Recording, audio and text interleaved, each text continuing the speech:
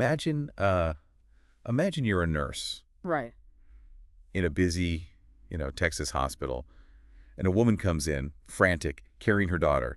But as you reach for the child, you find her, well, lifeless, wrapped in plastic and hidden on the car floorboard. Ah, man. This isn't from like a TV show, though. Right. This is the real-life case of Nicole Bradshaw, It's a story that really, I think, shook everyone and left us with so many questions. it really does.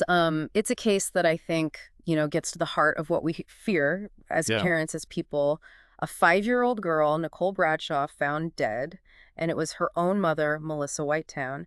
And the more you look into it, the more disturbing and complex it all gets. It's cases like this that really remind us why we do these deep dives, Yeah. because behind the headlines, it's real people, real lives, and lessons we need to learn from. So today we're going to kind of break down what happened leading up to Nicole's death. We'll look at Melissa's past and try to understand the questions that, are still unanswered. And I think a big part of this is, not to just focus on the horrible parts of it, but really to try to learn from this, to look at maybe some of the things that went wrong that led to this. And I think that's important to see how we can help protect kids in these situations. Yeah.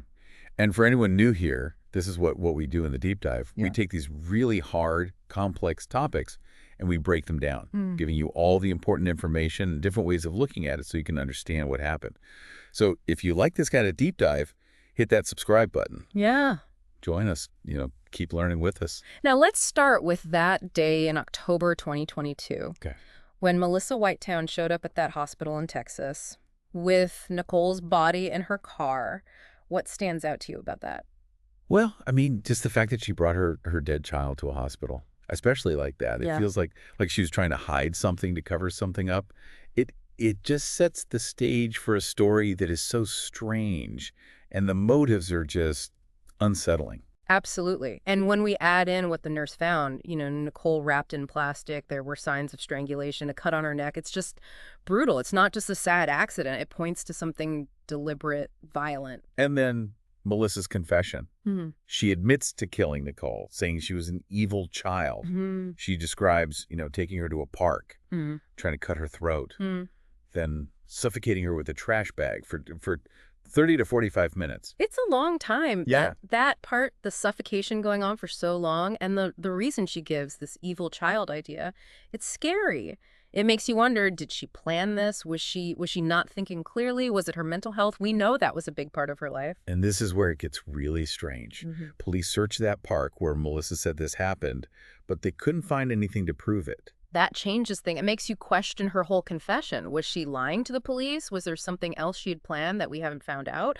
Or could this be, her mental health affecting how she sees things? Let's go back a bit and look at Melissa's past. We know she had, documented issues. There were a lot of run-ins with the law, arrests for, harassment, trespassing, assault, even DUIs. It seems like things were getting worse and worse, more unstable. And the neighbors, too. They said she was acting strangely, Yeah. damaging property, even arguing with a mailbox. Really? Yeah, it all suggests something wasn't right, really concerning behavior. Yeah. And this was all before she lost custody of Nicole. Right. Makes you wonder what Nicole was going through, if anyone was there to protect her.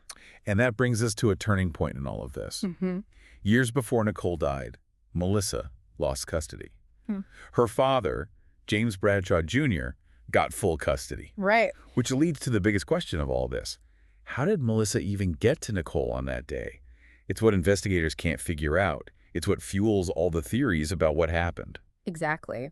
It seems like there was a hole in the system meant to keep Nicole safe. Did something go wrong with the custody agreement? Were there signs people missed or ignored? This part of the case needs a closer look. And then there's, stuff online, rumors about Melissa living in an RV on James's property, Right. but nobody's confirmed it. This is what makes these cases so hard, It's important to separate what's real and what's not, especially in a case like this. Until someone can prove those claims, they're just rumors. Wow. And that just adds to the confusion. We also have to consider what Melissa's coworker said, describing her as unhinged. She talked about strange behavior, disturbing messages. Apparently, they even called her crazy chick at work. Wow. Yeah. That's a direct account from someone who saw Melissa all the time. It adds to the whole picture of her mental state. It's not just speculation, it's specific examples of how she was acting. And it seems like it wasn't just in her personal life. And her online posts, too. On Facebook, she talked about, like, past trauma and made some bizarre claims, like having a spider with human DNA. Yeah, those posts, they give us a peek into what was going on in her head. It adds to the evidence that she was struggling with her mental health. They're like clues, helping us understand her thoughts and why she did what she did. And CPS confirmed they dealt with Melissa before, but they couldn't give specifics because of confidentiality, Right. which makes you wonder, were there warning signs they missed? Did their interventions work? It's tough because it shows that even when we have systems in place, things can still go wrong. It makes us think, what can we do to catch these situations earlier? Yeah. It's about preventing these things, not just reacting when it's too late. But I think the most chilling part is from Melissa's confession. Yeah. As she was pulling out the knife, Nicole said, "But I've been good."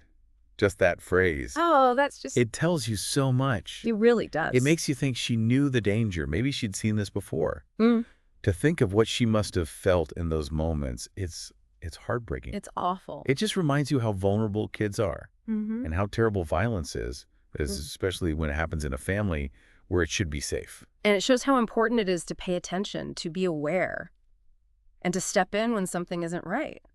We can't ignore these signs. It's a tough start to our deep dive, but we're just getting started. We've only just begun to really dig into this story. So going back to Melissa's mental health, we know about her schizophrenia diagnosis and that she was in institutions several times. It makes you think, did this play a role in Nicole's death? Mm. Did the system fail her?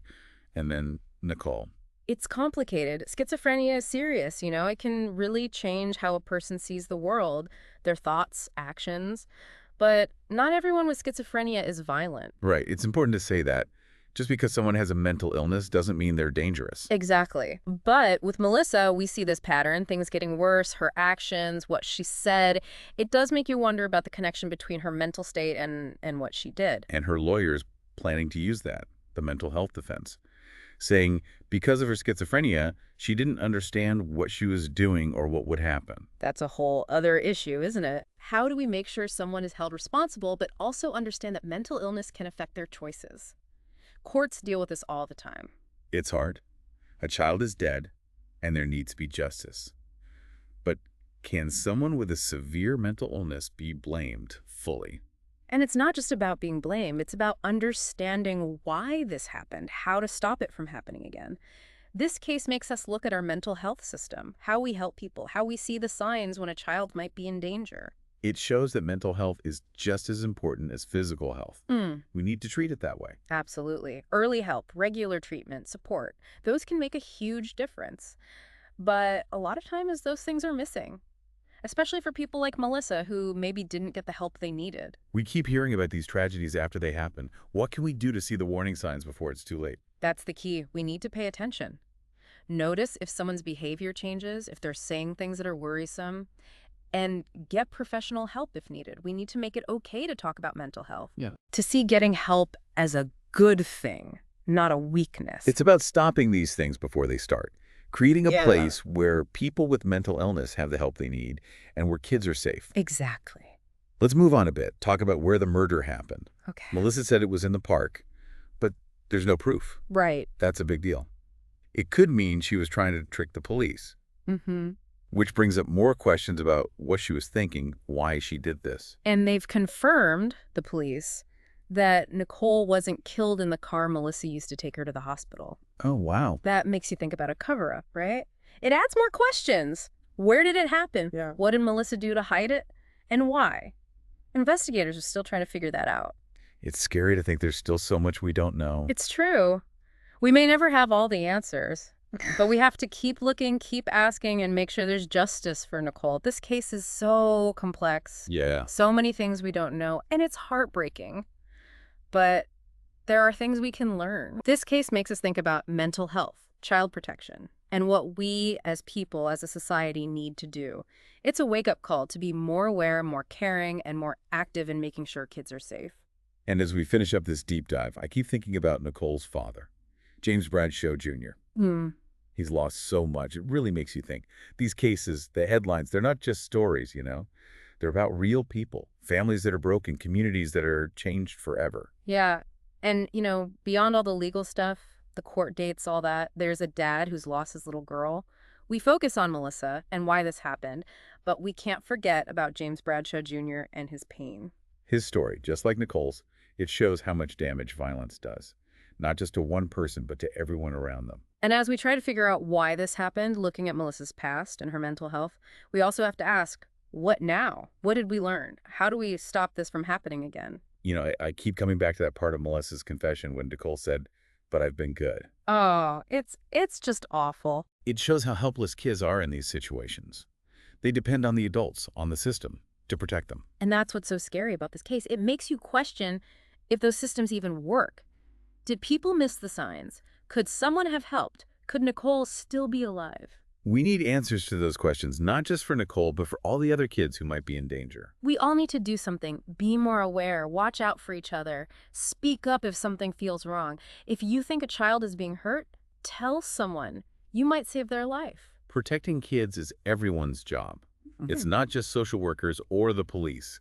We all need to work together to keep kids safe. And it's not just about reacting when something bad happens. Right. We need to fix the problems that lead to abuse. Poverty, not having the things you need, mental health issues, drugs and alcohol. These things create situations where kids are in danger. So we need to fix those big problems, put money into programs that help families, give people mental health services, address the reasons why violence and neglect happen. And we need to be more understanding, more supportive, make it okay to talk about mental health.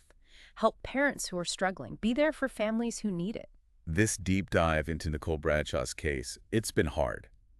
So many disturbing things, so many questions we don't have answers to. But even in all of this, there's hope. There is.